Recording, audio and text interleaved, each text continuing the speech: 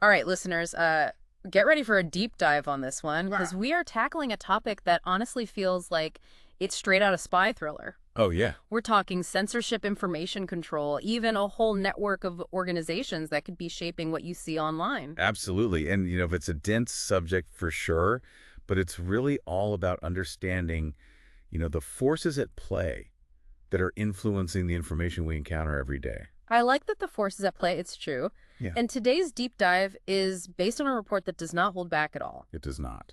It's called the Censorship-Industrial Complex, the top 50 organizations to know. Wow. And they call it a citizen starter kit to understanding what they call a new global information cartel. A cartel. That's some pretty strong language, right? Strong stuff. They even compare it to the military-industrial complex, Oh, wow. the one that Eisenhower warned us about. That comparison is really striking. If you think back to Eisenhower's farewell address back in 1961, Nice. he was deeply concerned about the undue influence of the military-industrial complex. Right. Its power to shape policy and how it could prioritize profit over peace. Yeah. And this report is suggesting we're seeing a similar dynamic today. Okay. But instead of weapons, it's all about controlling information. So instead of tanks and missiles, it's all about controlling the narrative, Exact. what people see and believe. Precisely. And the report argues that this censorship-industrial complex, as they call it, is basically the military-industrial complex, Wow. just adapted for the digital age. The times we're in. Yeah. And they even point to a concept called hybrid warfare, which has been gaining traction in military and intelligence circles for decades now. Okay, hybrid warfare. Yeah, That sounds pretty intense. it is. What does that actually mean? So think of it this way. Traditional warfare is about controlling territory, right? Makes sense? But in hybrid warfare, that battlefield expands Okay. to include the information landscape. So it's about influencing perceptions, shaping narratives, Right. and ultimately controlling what people think and believe. Oh, wow. It's winning hearts and minds as much as, or even more so, than winning on the ground. So it's like this new kind of battleground where information is the weapon. Exactly. And this report is saying that these organizations are the ones wielding those weapons. That's the gist of it. Yeah, and the report highlights a 1996 U.S. Army field manual Wow, okay. that actually talks about achieving information dominance Information knowledge. as a critical component of military operations. Yeah. So they were talking about this stuff way back then. Back in 96. Yeah, it's not a new idea. It's not a new idea. Information dominance, it sounds. Yeah. I don't know, a little Orwellian, to be honest. It could definitely feel that way, especially when you consider how these tactics are being applied, not just in, military contexts, but also in the realm of domestic politics and social issues. Yeah. And, the report is very clear in saying that the U.S. has its own history of engaging in information operations and active measures. Right. It's not just something our adversaries do. So this isn't just about foreign propaganda or like disinformation campaigns. Right. This is happening right here at home. Absolutely. And the report argues that the Trump-Russia scandal, even though it didn't lead to Trump's removal from office, Right. was a catalyst for the rapid expansion of this censorship-industrial complex. Oh, wow. It really brought this issue of misinformation and election interference to the forefront Yeah, I remember that. and led to the creation of new agencies and initiatives and partnerships focused on combating it. So you're saying that this whole thing really blew up around that time? It did. And this report names names? It does. It names the specific organizations that are at the heart of all of this. Exactly. They profile 50.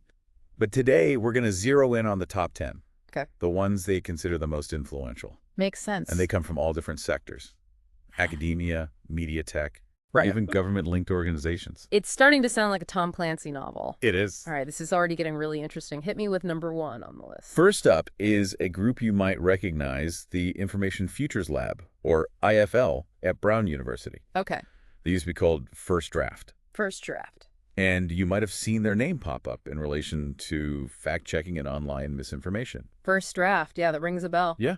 They were big during the pandemic, right? They were, and they were instrumental in shaping how we even talk about misinformation. They coined terms like misinformation, disinformation, and malinformation that we hear all the time now. Wait a minute. So those were their terms? They were. I had no idea. So they weren't just fact-checking. They were literally defining the language of Right. the debate. Yeah. What else is important about this group? Well, they were also deeply involved with the Trusted News Initiative, which was this huge collaboration of legacy media organizations that worked together to control the narrative around COVID-19. Yeah. They even participated in exercises like the Aspen Institute's tabletop simulation about the Hunter Biden laptop story. Wow. So you can see they're not just academics.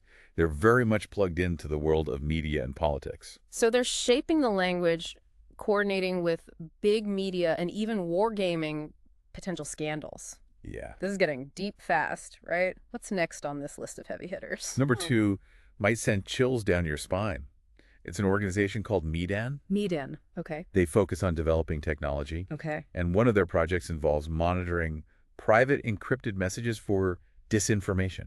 Hold on, monitoring private messages. Yeah. That sounds like something out of a dystopian novel. It does. Is that even legal? And what does disinformation even mean in the context of like a private conversation? That's the unsettling part. Yeah. The definition of disinformation is often vague and subjective. Right. And imagine that your private messages, things you thought were secure, could be swept up in this surveillance. That's creepy. Who are the people behind this MEDAN group? Their board includes people like Maria Ressa, the Nobel Prize winner, who has been very critical of WikiLeaks, Okay. and Winna Abu Suleiman, who's connected to the Saudi Al-Walid bin Talal Foundation, Okay. a major Twitter shareholder. So connections to governments and big tech. Yeah. Interesting. Let's move on to number 3. What have we got? This one has a bit of irony to it. It's the Harvard Shorenstein Center on Media Politics and Public Policy, Okay. specifically their Technology and Social Change project. At Harvard? At Harvard, yeah.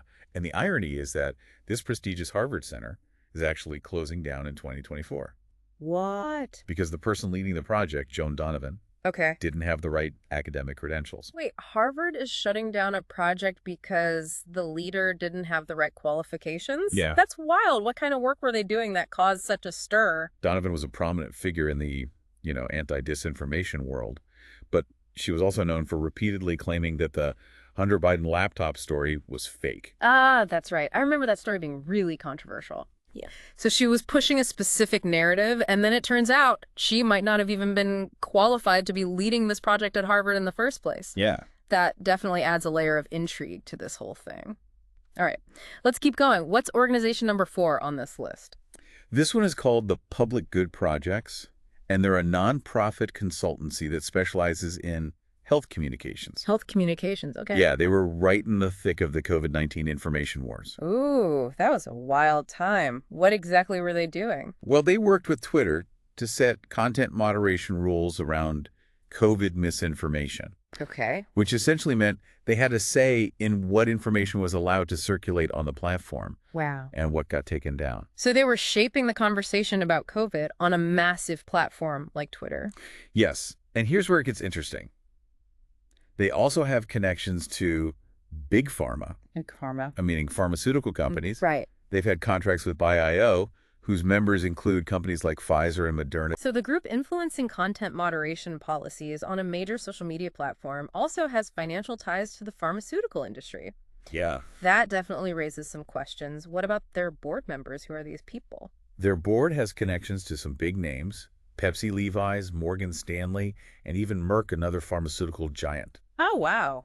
It's a mix of corporate interests, for sure. Yeah, it's starting to feel like there's a pattern here. There is. A lot of these organizations have connections to powerful institutions, government, media, big corporations. Yeah. What's organization number 5? Number 5 is Graphica, a for-profit firm that does social media analysis. Social media analysis. Yeah, what's intriguing about them is that they have interesting defense connections. Defense connections, like military. Yes, they've received over $7 million in funding from defense agencies Wow. and have even done work for the Senate Intelligence Committee assessing the Russian cyber threat. So a group focused on analyzing social media, getting millions from defense agencies, and assessing cyber threats for the government.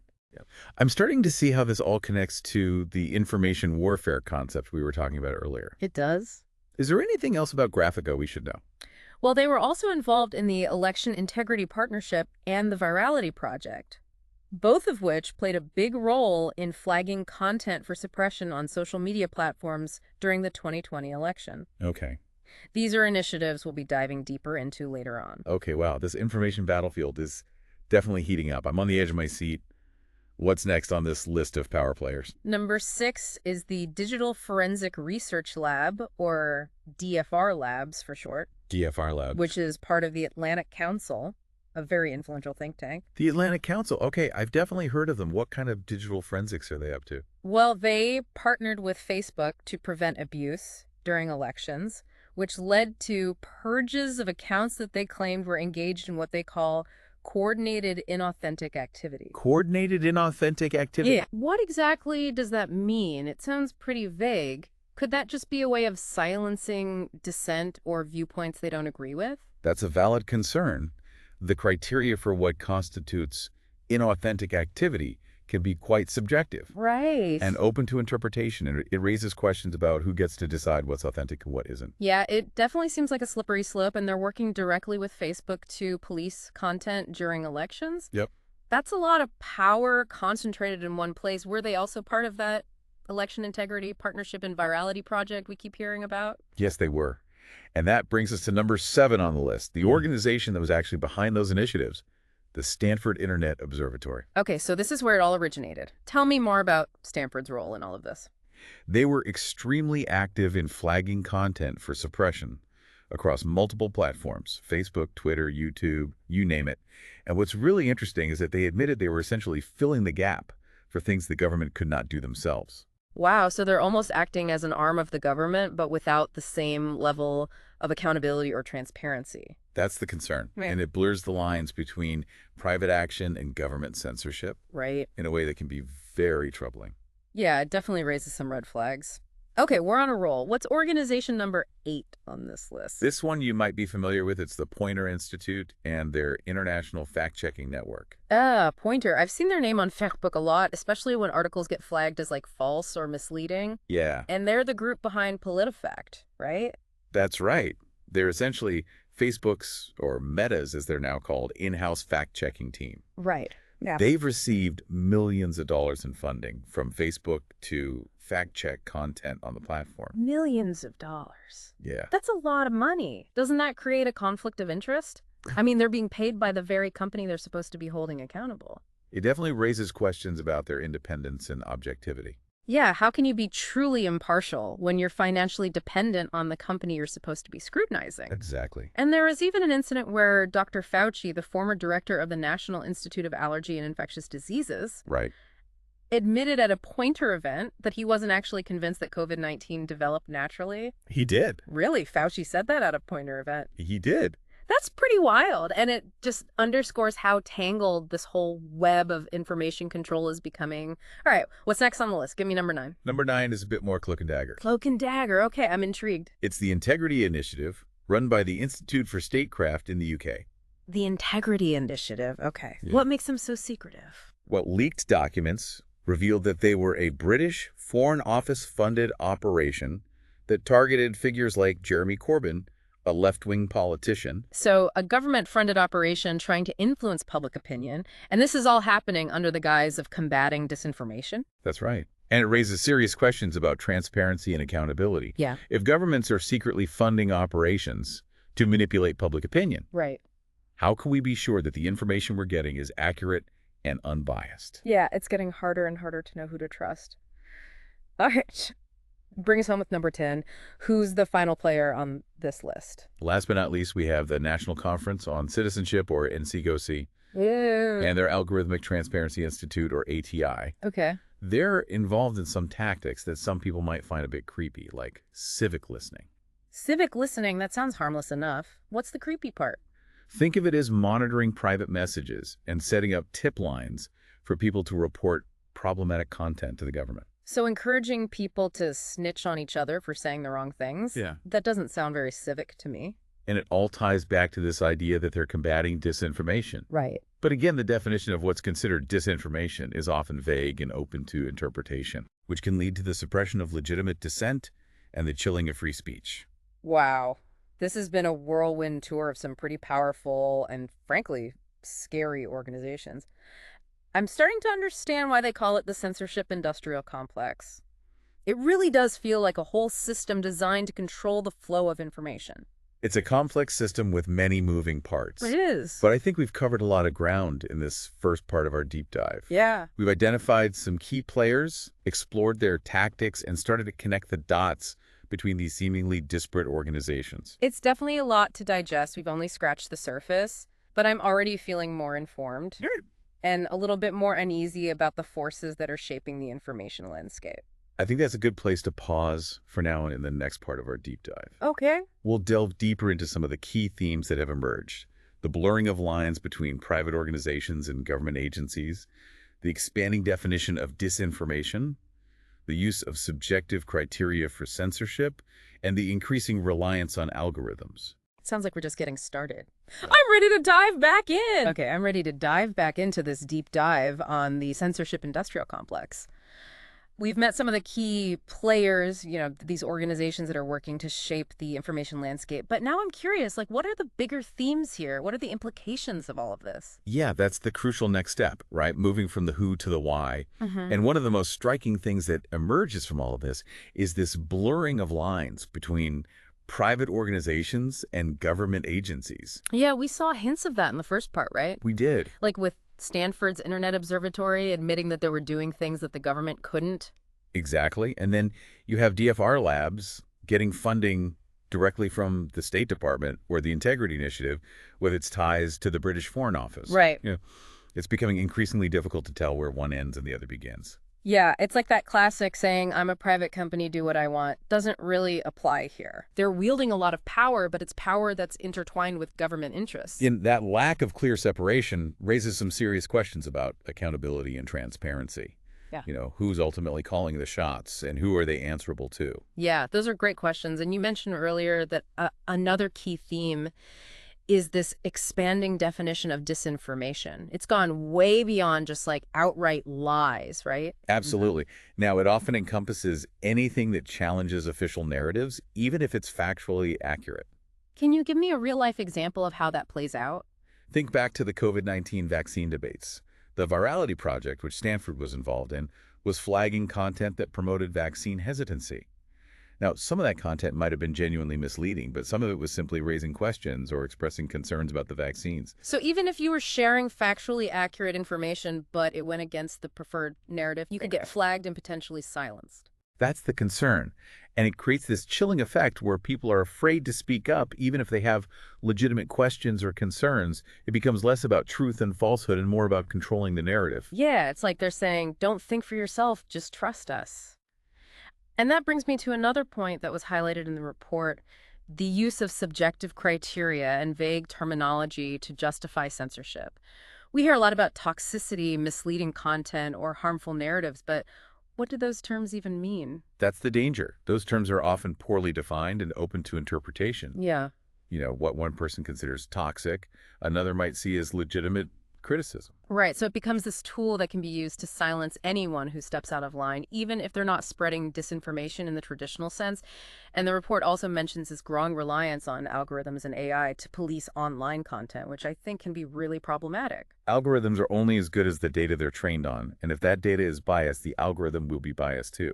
Right. So if you train an algorithm on data that reflects particular viewpoint or agenda, it's going to be more likely to flag or suppress content that deviates from that viewpoint. Exactly. And it becomes a self-reinforcing loop, further narrowing the range of acceptable opinions and perspectives. And you can't argue with an algorithm, right? It's not like you can appeal to its sense of fairness or logic. That's the other problem.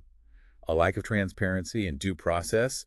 If your content gets flagged by an algorithm, you often have no way of knowing why or challenging the decision. You're just silenced without explanation. Yeah. That's unsettling. And it gets to the heart of what's at stake here. Freedom of speech, open debate, Yeah. the ability to access a diversity of viewpoints. It's like we're being nudged towards a world where only one perspective is allowed, Right. where any dissent or disagreement is labeled as harmful and swiftly silenced. And that's a recipe for intellectual stagnation and social control. Yeah. A healthy society needs to be able to grapple with difficult questions, debate controversial ideas, and consider a range of perspectives. I completely agree. We need to be able to challenge the status quo, question authority, and have those uncomfortable conversations, even if they make us squirm a bit. Discomfort can be a sign of growth. It means we're engaging with ideas that challenge our assumptions and push us to think critically.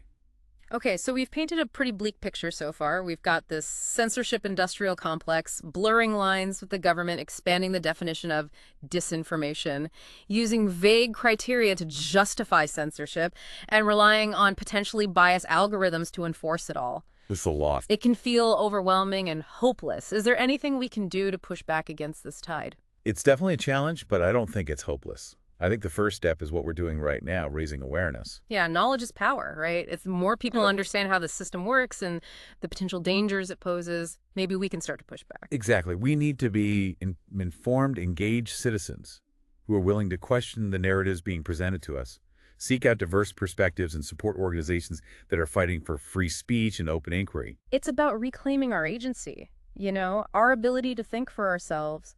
Don't just passively consume information.